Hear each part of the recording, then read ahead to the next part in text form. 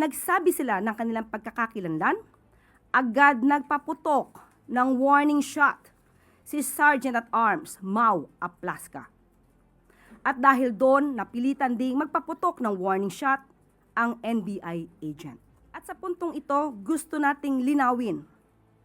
Una, walang assault na ginawa ang NBI agents sa Senado.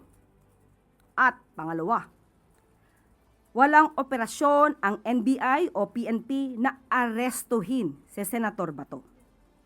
Pero bago nito, noong nakita ng OSAA na mayroong NBI agent sa GSIS, katabi ng Blue Guard, nakita na agad na naka-gear up ang OSAA.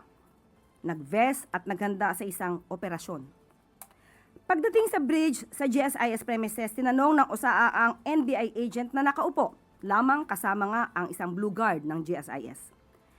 Nagpakilala na NBI agents at nung nagsabi sila ng kanilang pagkakakilanlan, agad nagpaputok ng warning shot si Sergeant at Arms Mau Aplasca.